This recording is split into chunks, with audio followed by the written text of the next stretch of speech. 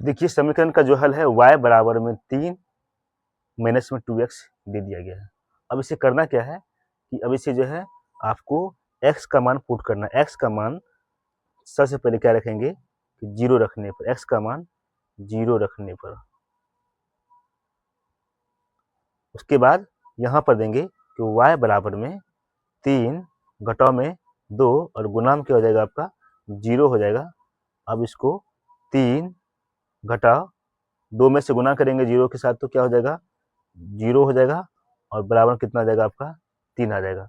फिर हम जो है x का मान जो है 0 के बाद 1 रखेंगे, 1 रखने पर कोमा में y बराबर में 3 घटाव 2 गुना में 1 बराबर में हो जाएगा आपका 3 घटाव 1 बराबर में 2 हो जाएगा।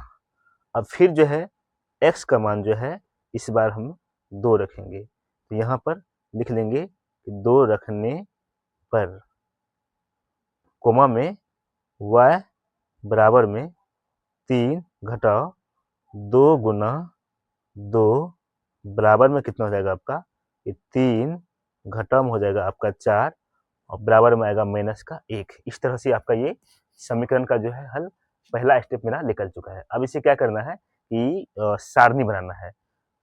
तो सारणी बनाने के लिए हमने देखिए यहाँ पर x और y का जो है जो वैल्यू होगा वो यहाँ पर हम दर्शाएंगे, उसके बाद जो है ग्राफ लेंगे। तो देखिए यहाँ पर क्या करना है, आपको x लिखना है और यहाँ पर लिखना है y। आपको 1 घर 2 घर और 3 घर बन गया है। तो पहला में क्या है x का मान 0 है और y का मान कितना दिया हुआ है 3, तो यहाँ पर हम लिख लेंगे 3। फिर देखिए x का मान कितना रखे हैं 1 रखे हैं और y का मान कितना रखे हैं 2 रखे हैं। x का मान कितना रखे अभी 2 रखे हैं और y का मान कितना रखे हैं माइनस का 1।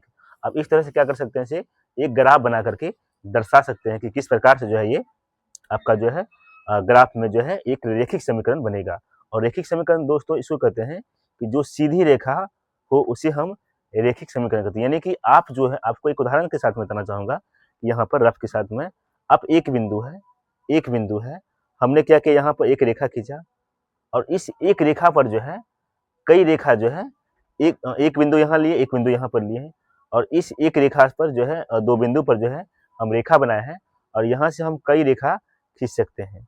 लेकिन क्या है सीधी सब रेखा है, इसको क्या बोलेंगे, इसको हम बोलेंगे रेखिक समीकरण रेखा बोलेंगे। जब आपका जो है ग्राफ पर आप बनाओगे तो उस पर जो है आपकी सीधी रेखा होना चाहिए, उसी को कहा जाता है रेखिक समीकरण। सवाल में भी कहा गया है कि आपको जो है एक रेखिक समीकरण ग्राफ पर बनाना है। तो सबसे पहले चलिए आइए ग्राफ बनाते हैं।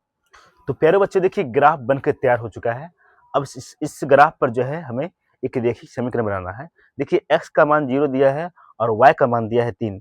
तो x का मान 0 आपका ये देखिए 0 यहाँ से होता है, स्टार्ट होता है और y का मान जो दिया हुआ है प्लस का 3 दिया हुआ है। तो देखिए ये भी आपको जो है यहाँ पर जो है दर्शाया हुआ है।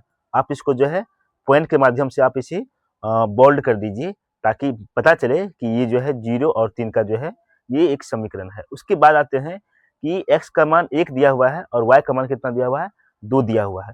तो सबसे पहले देखेंगे x का मान जो है 1 है, तो 1 ये है और y का मान जो है 2 है। तो बिल्कुल 1 और 2 गिनती करेंगे, देखिए इसके सामने बिल्कुल जो है आपका जो है y का मान भी दिया हुआ है। तो ये दोनों के बीच में सामने में जो है आप एक पॉइंट डाल दीजिए। उसके बाद जो है 2x का मान 2 है और -1 जो है आपका y का मान है।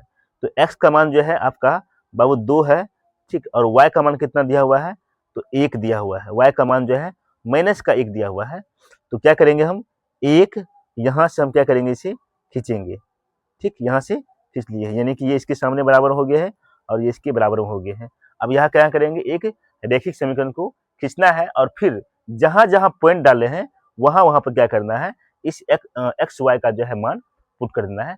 बस सिंपल सा सवाल है और ये सवाल जो है बिल्कुल अब खत्म होने वाला है।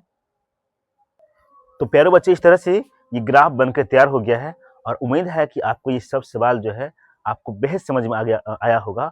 अगर फिर भी कोई अगर दिक्कत है तो आप हमारे कमेंट के माध्यम से बता सकते हैं, आपको जो है और भी बारीकी तरीके से बता सकता हूँ। बाकी इस वीडियो को शेयर कर दीजिएगा और फिर मिलते हैं किसी दूसरे चैप्टर के साथ।